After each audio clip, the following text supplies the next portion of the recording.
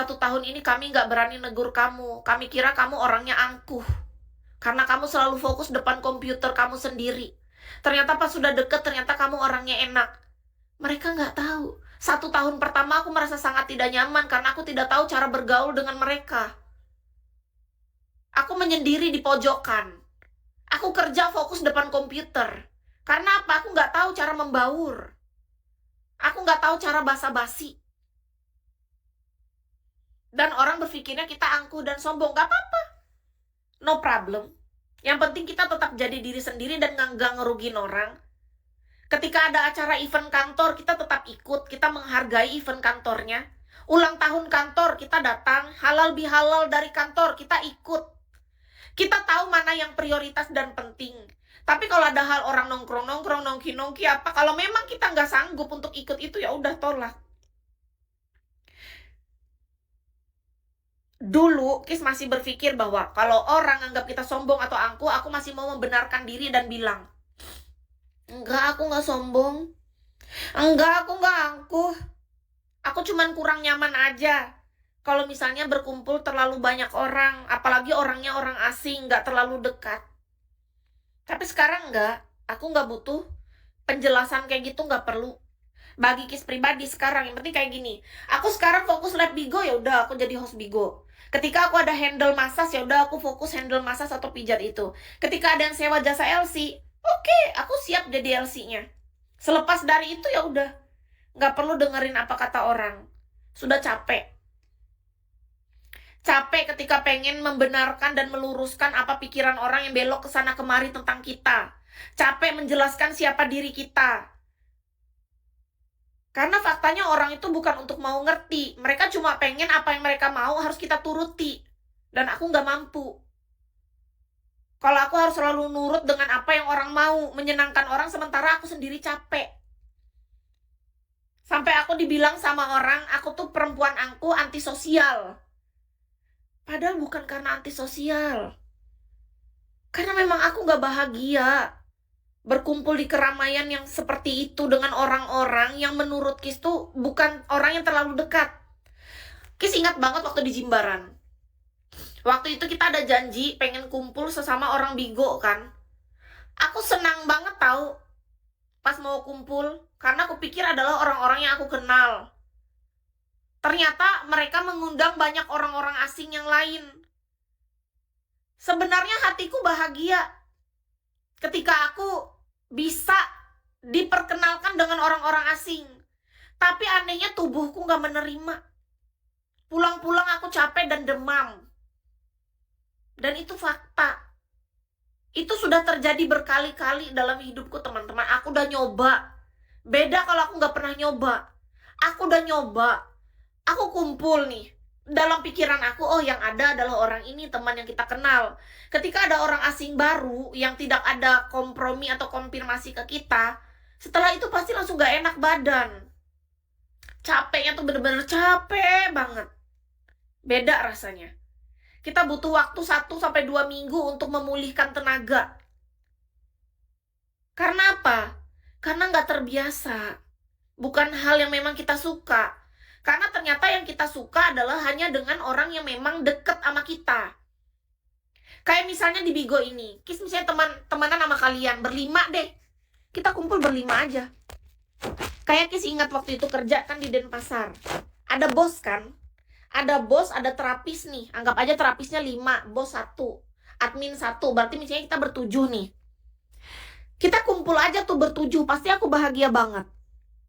Tapi nggak usah bawa-bawa orang lain yang aku nggak kenal. Dan di situ manusia kan nggak suka. Manusia pada umumnya adalah sukanya rame kan. Manusia nih paling suka misalnya awalnya 7 jadi 40 orang pasti seneng kan. Mayoritas orang gitu kan. Jujur. Teman-teman kalau kumpul awalnya misalnya cuma 7 atau 5 orang, tapi jadi 40 atau 100 orang pasti seneng kan. Karena apa? Mayoritas manusia tuh senang ketika jumlah banyak. Itu mayoritas. Nah, orang berpikir kita tuh sama seperti itu. Sedangkan Kis tuh beda. Iya, mayoritas orang gitu. Pasti senang ketika banyak. Sedangkan Kis, aku terkejut. Kalau dipertemukan dengan yang sangat mengejutkan orang-orang asing baru yang harus kita langsung beradaptasi. Nggak bisa. Kalau diajak ketemu nih, misalnya kita ngumpul sesama yang bos kemarin, bos, admin, kita terapis 5 berarti 7. Nah, kalau kita kumpulnya 7 ini deep talk, malah aku lebih bahagia. Karena kita udah tahu, oh 5 ini teman terapis kita, 2 ini, 1 adalah admin, 1 bos. Sudah.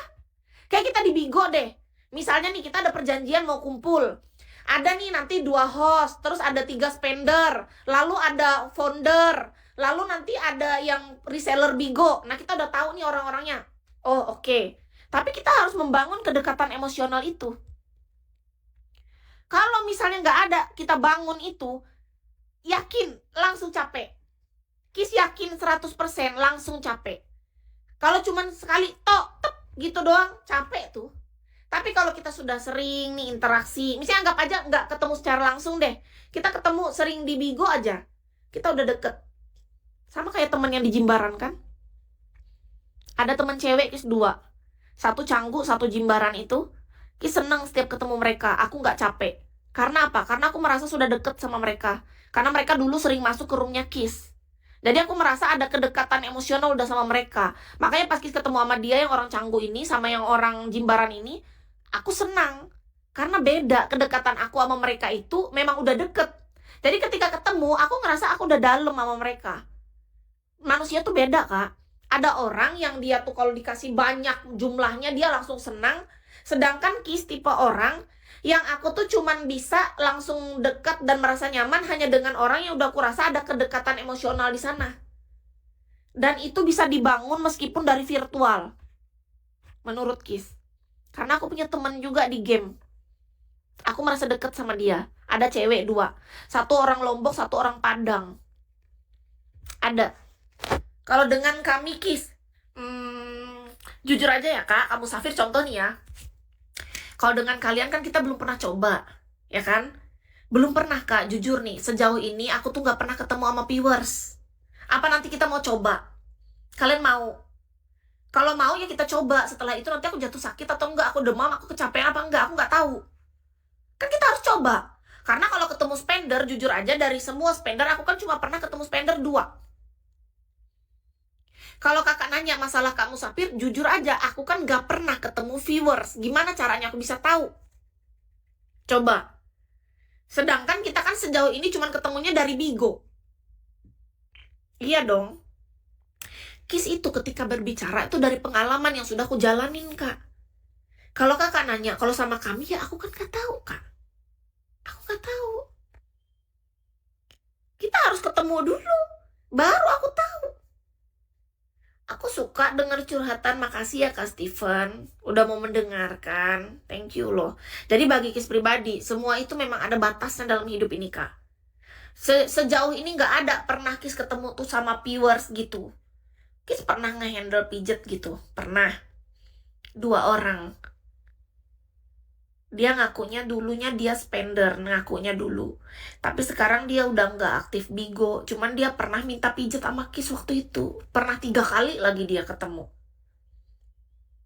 Itu kan beda, karena aku sedang bekerja. Aku sebagai seorang terapis, ya aku profesional kerja aja Kak. Beda cerita. Aku harus belajar untuk bisa lekas beradaptasi di dalam pekerjaanku, karena itu sumber penghasilanku Kak. Jadi lain.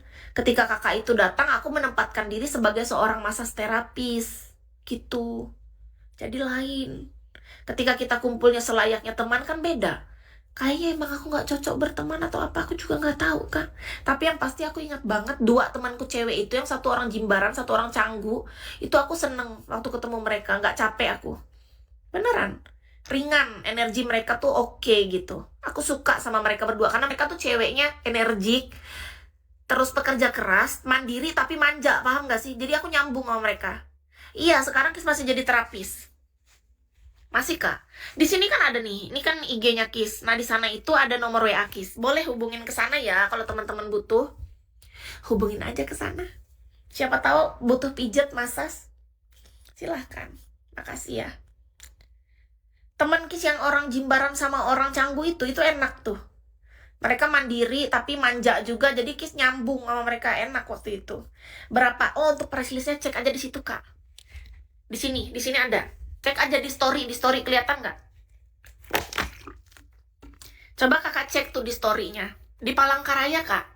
Jadi buat kakak yang butuh masas, pijat, hubungin Kis ya. Kis terapisnya nih. Di Kota Cantik Palangkaraya ini kan IG Kis nih yang iKis By. Nah, di sana ada story. Ya jauh. Memangnya kakak di mana sih? Nih Kis kasih lihat. Tapi ini masih berantakan sih masas roomnya. Sudah Kis copot ininya soalnya apa? Lagi dibersihin tadi. Lagi dibersihin. Nah nih. Jadi di IG yang ini tuh kan ada story tentang iMassage ini. Nah ini iMassage, story-nya tuh diklik di lingkaran itu loh kak. Coba, Jakarta mah deket kak. Gampang dari Jakarta ke sini mah. Jakarta mah deket, cuma 40 menit sampai kak. Astaga, banyak kok yang kisendul orang Jakarta juga. Nih, oh baterai Kis 20% lagi. Ini massage-nya Kis. Aduh, baterai Kis habis kak. Kis off dulu ya. Pakai pesawat, iya deket pakai pesawat. Ini Kis off dulu ya. Cas dulu HP bisa 20%. Nanti lagi kita lanjutkan ya teman-teman. Iya, sampai ketemu ya teman-teman. Buat yang butuh silahkan sok atuh hubungin ke sini. Mohon maaf kalau Kis ada salah kata atau tindakan selama siaran. Tetap